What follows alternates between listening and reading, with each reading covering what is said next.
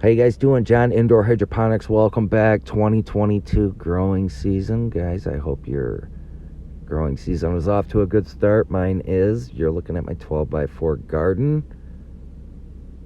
In this video, we're going to top dress and mulch. So this is about 2 weeks from plant out.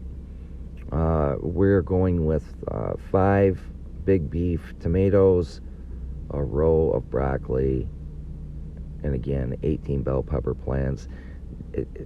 I have convinced myself year over year that crop rotation is not necessary so long as you take care of your beds and you put in more than what the plants from the prior year took out.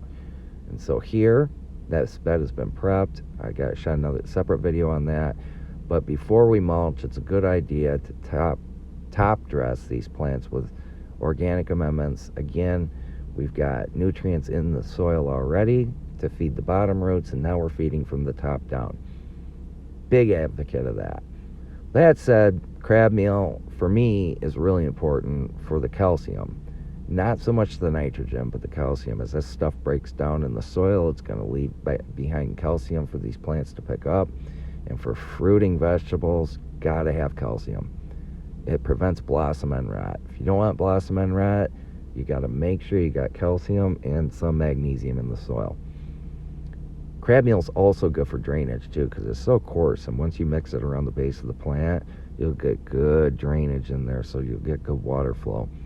I'm also a big advocate of kelp meal. Now that stuff I'll go through a couple boxes a year, and I think that is good only for the sheer fact that it has a ton of minerals in it. So as the microbes and the earthworms and things like that break that stuff down, it leaves behind minerals for the plant to pick up.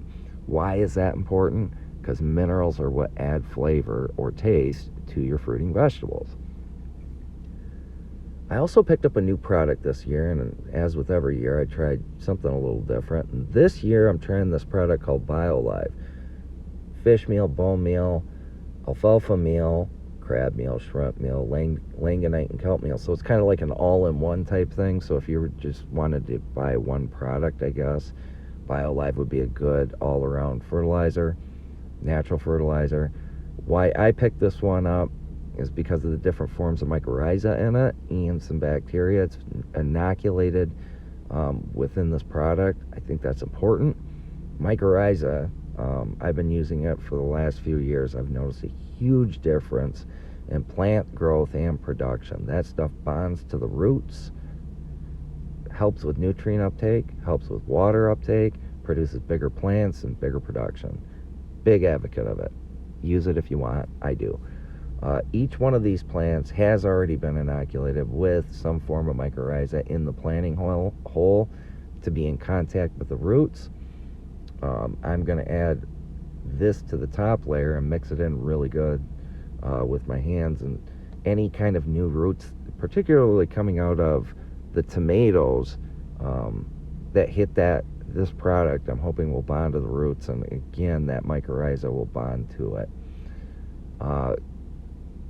I would be remiss to say that these organic products are not all that cheap. So to make them last, a handful or so around the base of each plant makes it go a long way.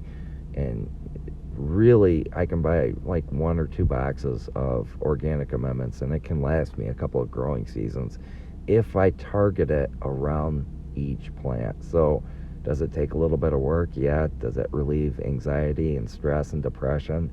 Yeah, that's what gardening does. So I would encourage spending time with your plants. I'm also adding a couple of handfuls of good compost around the plant. Now, this bed has been composted like crazy this year, but adding some around the base of the plant during top feeding is a really good idea. This year, I'm going to go with just straight lawn clippings for mulch.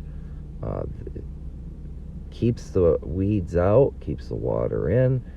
There, you will notice that the earthworms will come up and start eating that stuff. It's just great all around type mulch, and it's free. Lastly, as that stuff breaks down, it's going to provide nutrients and nitrogen into the soil as well to help for plant growth. So it's a win-win-win-win-win with all that with grass clippings, in my opinion, for mulch. And then, as the season goes on and they wear down, just add another layer to it as the season progresses. Here I'm just showing my absolute fetish with bamboo. I have a garage full of bamboo. I love bamboo. And this bed will have over 100 bamboo stakes in it once those peppers get up there. I've got my tomato cages, which are never big enough, so I use higher bamboo stakes to help keep that stuff growing vertical. And that's about it for this period of time.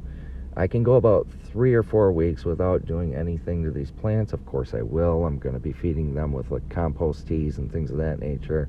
But in terms of like physical fertilizers, nothing really needs to be added at this point. Just keep the garden good and watered and watch it grow.